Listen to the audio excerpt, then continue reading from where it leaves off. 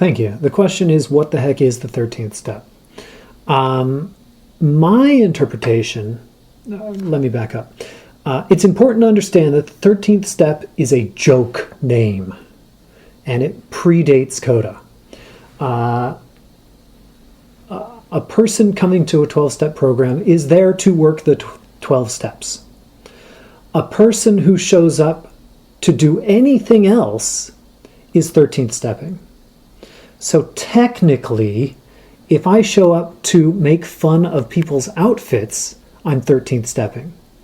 If I'm showing up for the free coffee, I'm technically 13th stepping. However, I would argue that if the coffee gets a person in the door and they suddenly realize, oh wait, I'm all these things, then they'll stay, then that's attraction. But ultimately, people talk about 13th stepping, and they're talking about, imagine, if you will, a codependent who also has issues with sex and love addiction. So they're showing up to meetings because they heard there's some hotties who maybe don't have very good boundaries. And so that's the kind of person I want to date. So I'm going to go there and go meet me some hotties. But it is not just that. I remember going to an LA Coda marathon meeting back in the before times. And in between the meetings, there's a half-hour fellowship, and someone approached me during the fellowship time and said, you know, I heard your share and I really appreciated what you said, but it sounds to me like you really need, and then started to pitch me a religion, a spiritual practice, a, therapeutic mode, whatever. So ultimately that person was showing up maybe for recovery, but maybe to pass out business cards, to drum up business for what they were trying to do. That's 13th stepping. And then, of course, if I'm trying to poach people into my spiritual organization, if I'm trying to sell makeup, sorry about that, then that's also 13th stepping. So I like the recent language that says anything that people are doing that distracts us from doing the work, I get to consider that to be 13th stepping. Thank you for the question. Hi, I'm Jay. I'm codependent. Thank you very much for the enthusiastic welcome and the kind words. I always enjoy a topic that is this topic or whatever, but I think I will focus on the tradition as requested. This is tradition 2. For our group purpose, there is but one ultimate authority, a loving higher power as expressed to our group conscience. Our leaders are but trusted servants, they do not govern. And I appreciate how higher power works in my life because earlier today I met with a sponsee who had some questions about what to do when a person is in a meeting 13th stepping, because this can be very triggering for people. And one of the ways that we as codependents, or frankly, humans living in this society, solve these triggering issues is by finding an authority and demanding that that authority take care of things for us. And for me, this is in opposition to tradition 2. And this is one of those times where I get to witness my society being well out of alignment with the spiritual principles as discussed in the traditions. First of all, the question is, if someone comes into my meeting and is 13th stepping, what can I do? Well, luckily, there is, if nothing else, the LA Coda website, which is one of the most detailed sources for Coda information that currently exists, which I am very proud to know, especially because I had almost nothing to do with it. The website, if you're willing to hunt, has 2 different scripts that can be read on the topic of the 13th step. And by reading one or both of those, it gives all kinds of ideas. But ultimately, I think about, okay, if I'm a newcomer, I don't have a lot of experience. And if I'm a child, I don't have a lot of experience. And so what do we tell children to do if there's a problem? Go talk to an adult. Not because the adult is an authority, but because the adult has more experience. Maybe more strength, and by that I mean has experimented with different tools and knows which ones work in certain situations. And also hope, which is to say, based on knowledge of which tools work, also the recovery may be to be gentle. And so we were talking about what can a meeting do once it's known that there is a 13th stepper. And I suggested to my sponsee that probably a good first step is to have someone with a pretty good grounding in the principles of the steps and traditions approach the person, not from a, hey, you're messing up perspective, but from a curiosity perspective. Hey, so-and-so was telling me that you were doing this behavior. And so I wanted to talk to you about that. Are you aware of what the 13th step is? Oh, you're not. Well, let's read this together. Now, I'm wondering if you're noticing anything about what it says here.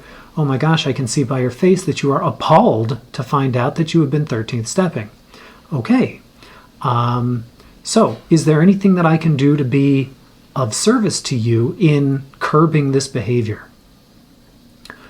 Or the person disappears because they knew it was 13th stepping and now they know they've been caught and the shame drives them away.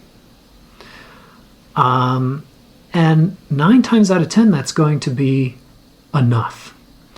If the person didn't know, now they know. And they can start behaving differently. They can start making amends to their behavior. And if they do know, this is one of those times where there is a thing that is healthy shame. Shame in and of itself is not a bad thing. Going immediately to shame maybe is, but shame tells us when we're messing up so that we can make amends for our behavior. If nobody had shame, this would be the purge 24/7. We'd all be locked in our dwellings. And that's maybe not good. If the person hears it, vows to never do it again, and then turns around and does it again, well, now what do I do? And I would suggest that a good idea would be a group conscience. And when I brought this up with my sponsee this morning, my sponsee said, yeah, what about anonymity? And I said, that's a fantastic question. When the one-on-one conversation happens, that's preserving the member's anonymity. Because at that point, we can still treat them like a member. However, not to get off track, but Tradition 3 tells us that the only requirement for membership is healthy and loving relationships. If I've been told that I am not behaving in a healthy way, and then I turn around and continue to do it, I am not following Tradition 3. And so maybe this is harsh on my part. This is kind of new for me, but I would like to argue that at that point, that person gives up their membership. And therefore, anonymity no longer applies to them.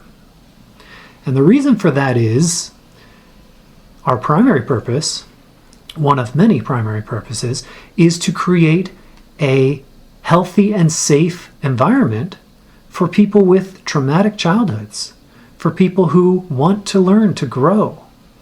And if that's the case, then a group conscience lets everybody in the room know this person is behaving in an abusive way. And for information about abusive behavior, there's all sorts of great things. In the 3rd edition, I suggest pages 120 to 122. At that point, now everybody knows. And at that point, if an abuser is going to try to keep abusing, they quickly learn that this is not a place they can do it.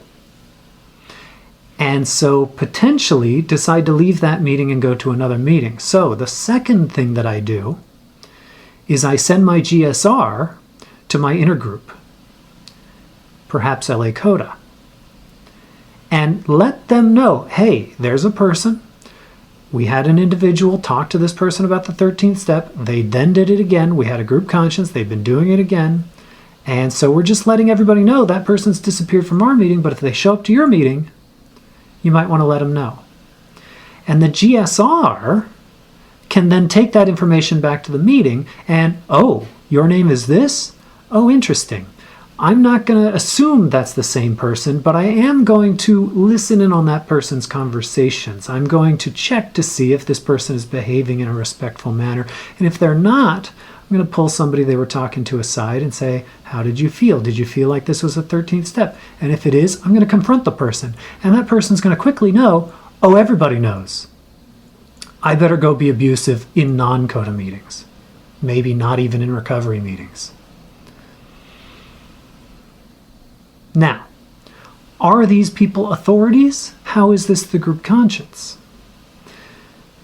In a group conscience, we decide how we want to behave. In a group conscience, we ask higher power, what is the most beneficial thing, not for me, not for this individual, not the personalities. What's the best thing for the principle? The principle of creating a healthy meeting. The principle of creating safety in our meetings. The principle of taking care of the newcomer who is perhaps feeling the most vulnerable in the meeting. Well, clearly, confrontation is scary, but confrontation seems to be the thing to do to achieve all those goals. Who feels comfortable with confrontation? Not the newcomers. They're not ready. But when a newcomer gets some time, now it gets to be their time to stretch their comfort zone a little bit and grow. So higher power never gives me more than I can handle means, okay, if they're asking everybody to do a thing and I'm terrified by it, I ain't volunteering because I don't feel comfortable volunteering. But all of a sudden one day somebody says, hey, who's willing to take care of this? And I say, wow, what is that I'm feeling? Not terror. Interesting. Maybe it's time for me to give this a shot. Because as I grow in this program, I receive all this great stuff for free, and the only thing that I do is I turn around and I give it to the next person coming in the door. And in this case, I don't give it directly to a newcomer. I give it on behalf of a newcomer. So how does the group conscience work? Well, first of all, I want to get myself out of halt mode wherever possible. I'm going to make sure that I'm not hungry, which I consider thirsty to be a part of hungry. I make sure that I'm not angry, and that's for me a great reason to have the group conscience at the end of the meeting, because I come into meetings very angry about my work, but then I have the meeting and everything's fine. So now I can have the group conscience. But a lot of times, you know what? I can leave that stuff behind and show up to the meeting pretty calm. But it is something to check in about. Lonely, again, if I'm in a meeting, a group conscience meeting with a bunch of other codependents who get me, who I consider to be part of my family of choice, I'm not feeling lonely. Tired. Now, unfortunately, this is an argument against having the group conscience at the end of the meeting, because many meetings start at 7 and end at 8:30 or 9 o'clock, and I don't know when your bedtime is, but I'm exhausted. So this is one of those times where it's good to have a group conscience. A lot of people have checked in with themselves. They're not necessarily in halt mode, but my gosh, we all notice that we're all tired when it's group conscience time. Maybe we can shorten the meeting so that we can have some group conscience during regular meeting time. Maybe we can move the group conscience to the beginning of the meeting. Ultimately, I like to think of the group conscience as kind of a Ouija board or a multi-dimensional tug of war. If everybody speaks their truth, we come quasi-democratically. That word is a little triggering for me, but mostly because of how my society chooses to use the word. So we'll say democratically as it's supposed to be. Two, well, what works for most of us? What is the best choice for the most of us? There's a better choice for one of us. There are much worse choices for a few of us. But what's the betterest, choicest for the mostest of us? And in that way, almost nobody gets their perfect solution. But hopefully, most, if not all of the people get an agreeable solution. Now, that said, I've experienced plenty of group consciences where I look at the decision and I say, in my head, this is not going to go well. But that's okay. Ultimately, it has been my experience that sometimes higher power is setting me up for a new experience. And if that's true, then higher power gets to set other people up for their new experiences. I was in a meeting a long time ago that had a group conscience, and the group conscience was that we were going to change the format in a very specific way. And in that meeting, I said, this is very likely going to lead to jargon, which is going to lead newcomers not to understand what's going on. And they passed it anyway. And I said, okay, that's fine. But after about a month and a half, some people started raising it. Wait, what does that mean? Because they weren't there. They were new since, oh my gosh, yeah, what does that mean? And then somebody else raised their hand and said, we should pass a motion to change the meeting to say this, this, and this. And I just kind of, oh, interesting, because that's how the meeting was before. But I don't say that out loud. I just say, ooh, I second that. Great, good idea. And there are things that if I haven't experienced them, I don't know how they're going to turn out. And so I don't know that this is maybe not a good idea. I don't know that it's already tested. And if I learn best from living, if I learn best from experience, then the group conscience can pass, even if I disagree with it, and maybe people will change their mind. The flip side of that is maybe I'll realize, you know what? I didn't think it was going to work because it didn't work early in my program. But now that I think about it, that wasn't a very healthy meeting. This meeting is healthy. It works in this meeting. So it's not the rule, it's the people. And so now we're back to principles before personalities. It didn't work there because of the personalities. It will work here because actually this is an okay principle. Maybe. We're very much in theoretical territory right now, but I appreciate all your heads moving up and down to let me know that I am not completely in the weeds. Let's see. 4 minutes. Tradition 2.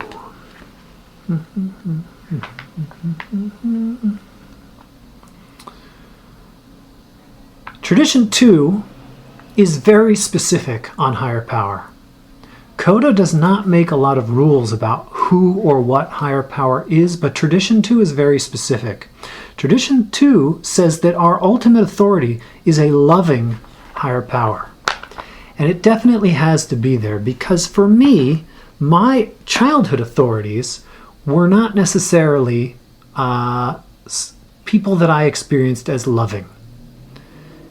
In my recovery, I've been able to look back as an adult to hear their stories and realize that they were acting in the most loving way they were capable of at the time. But that does not change the fact that I experienced it as being unloving.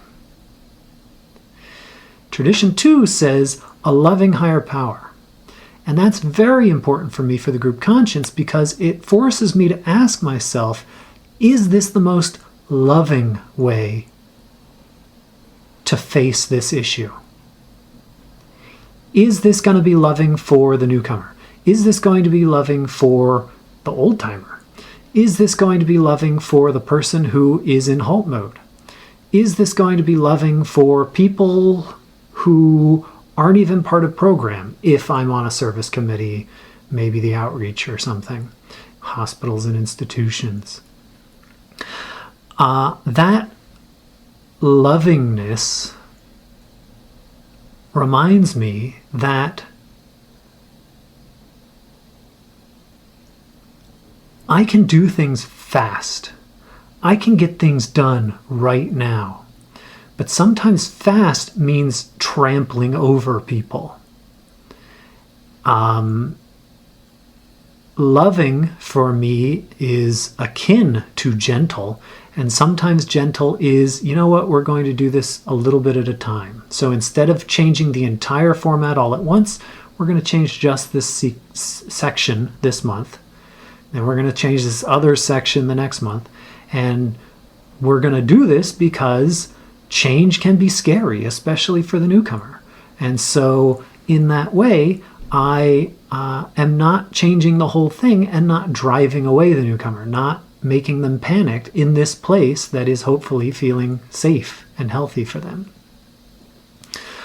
The decisions that need to be made quickly are often made before we realize they're decisions. What? Let me explain. I'm driving on the freeway. Someone in front of me brakes hard. And my foot hits the brake pedal and I'm stopped.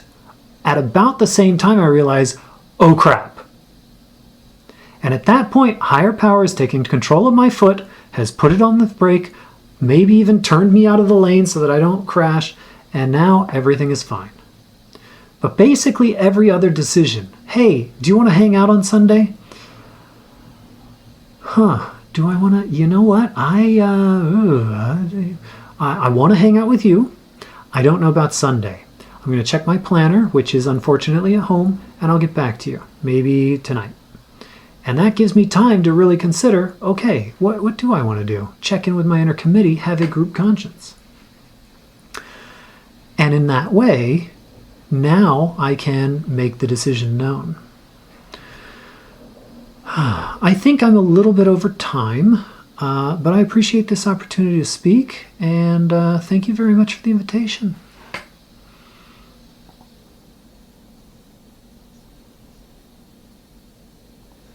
I am not in the business of truth. I'm in the business of opinion. If someone puts a link to their book in the chat, this is, I would argue, outside literature, which I believe to be tradition 6. But it is also, the reason for that is it's not code-endorsed literature. Now, can I talk about outside books in fellowship? People do it all the time. And again, it's not my job to police people, but it can be my job to take that person aside one-on-one and say, you know, we show up to CODA meetings to talk about CODA recovery. If you want to peddle your book, go to somewhere that is not a CODA meeting. And I can't imagine what they're going to say, but if it was me, I would say, but there is nowhere else.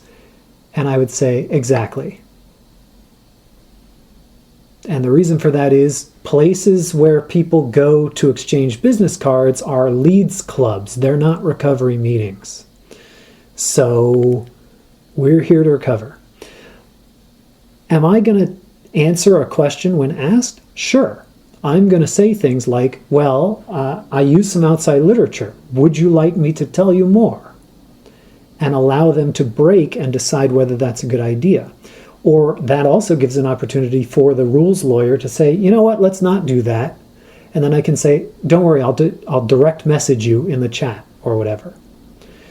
CODA acknowledges that other books exist. CODA acknowledges that there is important things outside of the fellowship. There are constant reminders in the text of the steps that we are going to need special workers, therapists, lawyers, accountants, and that Coda does not pretend that it knows all the modes that could possibly help you. So if you want to go find out about love languages, if you want to go find out about different therapeutic modes, that's great. It's just not Coda. Thank you.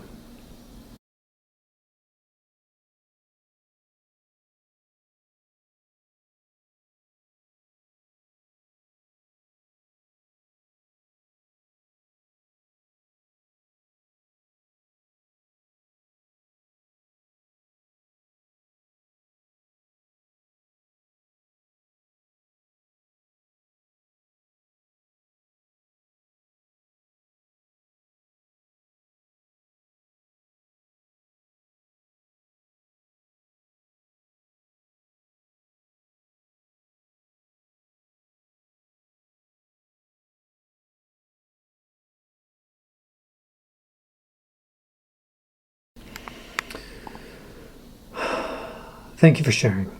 How do we maintain safety? I forget how it came up the other day. We're at a point in the academic calendar where there are a lot of nursing school people and psychology student people. And part of their coursework is to visit 12-step meetings to see what the heck is going on. And some meetings are designated as open meetings, and some meetings are designated as closed meetings. My understanding is that if a meeting is listed as open, anyone can attend. If a meeting is listed as closed, then only those who identify already as codependents may attend. So if I've been talking to my brother and my brother says, yeah, so what's this meeting thing you keep doing? And I say, well, it's about this, and you can come to a meeting if you want. I'm going to bring my brother, thanks Freud, to an open meeting. And then at the end of the meeting, my brother's going to say, yeah, okay, well, thanks for that. I now understand it better. I'm never coming back. Okay, great. There are meetings who make it policy, turn on your camera, identify yourself for safety. And for exactly the reasons you mentioned, unfortunately, a large portion of the human beings in our society are treated very poorly by another portion of our society in stalking, in abuse, in all sorts of things. And feeling safe from that, I would argue, is a very, very, very high priority, if not part of our primary purpose. If I don't feel safe in a meeting for any reason, there is absolutely no shame in not attending that meeting. If I think I can kind of handle it, then I can try it for a while and see how I feel. I can also decide I'm going to share my more deeply personal stuff in one meeting and share only recovery tools in another meeting. And that way, I'm really only repeating what the book and what other people have already said and contributing to the echo chamber of recovery.